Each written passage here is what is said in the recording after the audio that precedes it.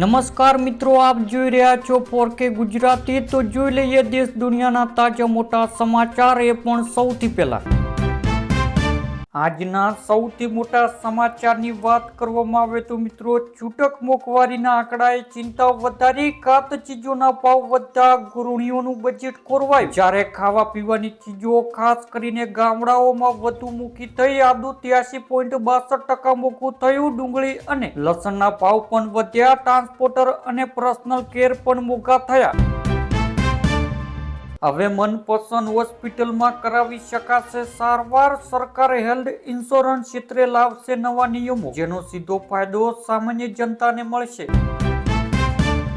PF ઉપાડવાના નિયમો બદલાયા। હવે નોકરી છોડ્યા બાદ તરત જ સંપૂર્ણ રકમ ઉપાડી શકાશે નહીં। પીએફ માટે 12 મહિના અને પેન્શન માટે 36 મહિના રાહ જોવાનો સમયગાળો નક્કી કરાયો છે। જો કે મેડિકલ ઇમરજન્સી કે અન્ય જરૂરિયાતોમાં આંશિક ઉપાડવાની સુવિધા યથાવત છે। વર્ષમાં 2 વાર 75% સુધી ઉપાડી શકાશે।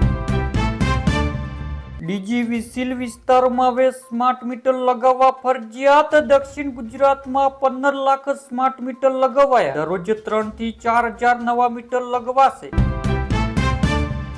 અમદાવાદના એસજી હાઈવે પર ઇસ્કોન બ્રિજ ખાતે અકસ્માત। આઈસરનું ટાયર ફાટતા પાછળથી કાર તડાકાભેર અથડાઈ। મહિલા સહિત 2 ને ઈજા પહોંચી।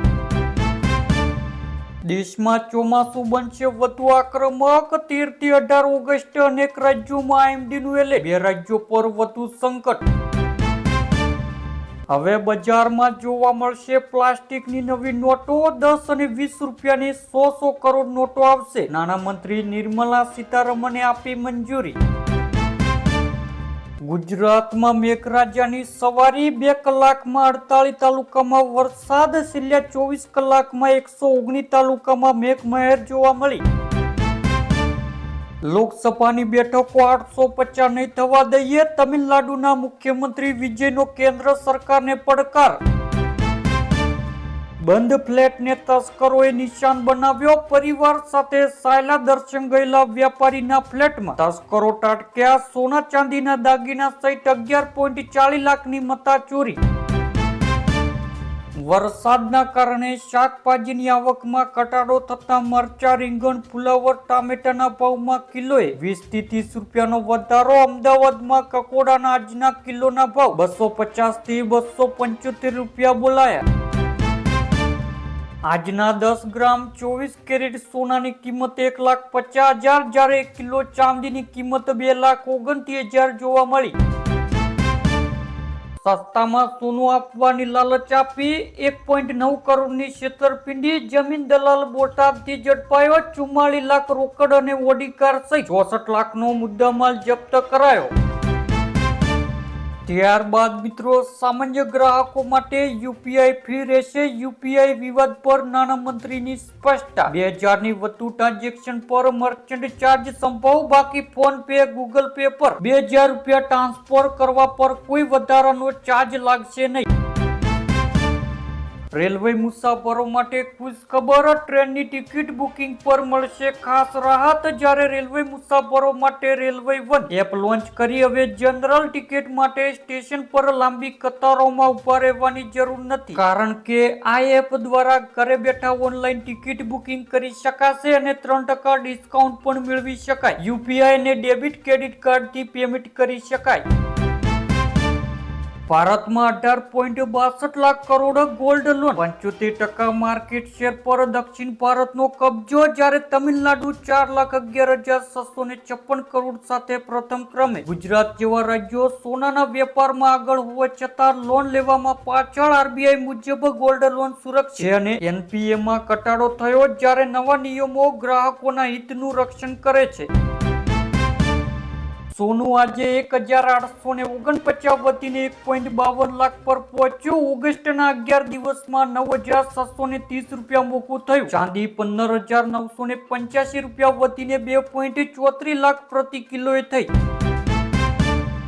8 કલાકથી વધુ કામ કરવા પર ડબલ પગાર કેન્દ્ર સરકારે સેશનમાં સ્પષ્ટ કર્યા. ઓવરટાઈમના તમામ નિયમો. જ્યારે કેન્દ્રીય કર્મચારીઓને આપમેળે બમણું ઓટીએ નહીં મળે, તેમનું પત્તું પગાર પંચની ભલામણો અને 1991ના સરકારી આદેશ મુજબ ચાલુ રહેશે. નોન ગેજેટેડ કર્મચારીઓને જૂના નિયમો મુજબ ઓટીએ મળશે, જ્યારે ગેજેટેડ કર્મચારીઓને ઓટીએ મળતું નથી અને સ્થિતિ યથાવત રહેશે. ત્યારબાદ મિત્રો, પીએમ કિસાન યોજનાના નિયમો અનુસાર કેન્દ્ર સરકારે દેશના પાત્ર ખેડૂતોને વર્ષમાં 3 વખત એટલે કે દર 4 મહિનાના નિયમિત અંતરાલે 2,000 રૂપિયા આર્થિક મદદ સીધી તેમના ખાતામાં ડીબીટીના માધ્યમથી મોકલે છે અને 23મો હપ્તો થોડા સમય પહેલા જૂન મહિનામાં જારી કરવામાં આવ્યો છે. તેવામાં 4 મહિનાના નક્કી કરેલા ગણિતના હિસાબે એવું અનુમાન લગાવવામાં આવી રહ્યું છે કે આગામી એટલે કે 24મો હપ્તો ઓક્ટોબર મહિનાના અંત સુધીમાં ખેડૂતોના ખાતામાં મોકલવામાં આવી શકે. જો કે તમને જણાવી દઈએ કે સરકાર કે કૃષિ મંત્રાલય તરફથી હજુ સુધી 24મા હપ્તા જારી કરવાની કોઈ નિશ્ચિત કે સચોટ તારીખની સત્તાવાર જાહેરાત કરવામાં આવી નથી. જેવી તેની સત્તાવાર પુષ્ટિ થશે, ખેડૂતોને તેની માહિતી મળી જશે. ત્યારબાદ મિત્રો, દેશના અનેક રાજ્યોમાં મેઘતાંડવ. કર્ણાટકમાં પુષ્કળથી એકનું મોત, હિમાચલમાં 56 રસ્તા બંધ થયા. આજથી આગામી 2 દિવસ માટે અંબાલાલ પટેલની મોટી આગાહી. વરસાદનું પાટણ, ગાંધીનગર, રાજકોટ અને અમદાવાદમાં ભારેથી અતિ ભારે વરસાદની આગાહી. 6 જિલ્લામાં હવામાન વિભાગે રેડ એલર્ટ આપ્યું. અંબાલાલ પટેલની આગાહી મુજબ આગામી દિવસોમાં વરસાદની સિસ્ટમ વધુ સક્રિય થઈ શકે છે. ખાસ કરીને 13 થી 15 ઓગસ્ટ દરમિયાન મધ્ય ગુજરાતના કેટલાક વિસ્તારોમાં ભારેથી અતિ ભારે વરસાદ પડવાની શક્યતા તેમણે વ્યક્ત કરી છે. જો આ સમયગાળા દરમિયાન નોંધપાત્ર વરસાદ થાય તો નદીઓ અને જળાશયોના જળસ્તરમાં વધારો થઈ શકે છે. ખાસ કરીને નર્મદા નદીના જળસ્તરમાં પણ વધારો થવાની સંભાવના વ્યક્ત કરવામાં આવી છે. અંબાલાલ પટેલે ઓગસ્ટના આગલા દિવસો અંગે પણ આગાહી કરી છે. તેમણે જણાવ્યા પ્રમાણે 17 અને 18 અને 19 ઓગસ્ટ દરમિયાન મધા નક્ષત્રનો વરસાદ થવાની શક્યતા છે. આ સમયગાળા રાજ્યના વિવિધ વિસ્તારોમાં વરસાદી પ્રવૃત્તિ જોવા મળી શકે છે. ત્યારબાદ મિત્રો, જો તમારા પરિવારમાં કોઈ મહિલા ગર્ભવતી છે અને હજુ સુધી કેન્દ્ર સરકારની આ કલ્યાણકારી યોજનાથી અજાણ્યા છો તો તમે મોટી આર્થિક મદદ ગુમાવી શકો છો. પ્રધાનમંત્રી નરેન્દ્ર મોદી સરકાર દ્વારા ચલાવવામાં આવતી પ્રધાનમંત્રી માતૃવંદના યોજના દેશની લાખો મહિલાઓ માટે આશીર્વાદ સમાન સાબિત થઈ છે. આ યોજના અંતર્ગત ગર્ભાવસ્થા અને પ્રસૂતિ દરમિયાન મહિલાઓને પૂરતું પોષણ અને આરામ મળી રહે તે હેતુ સરકાર દ્વારા કુલ 11,000 રૂપિયા સુધીની રકમ સીધી તેમના બેંક ખાતામાં ટ્રાન્સફર કરે છે.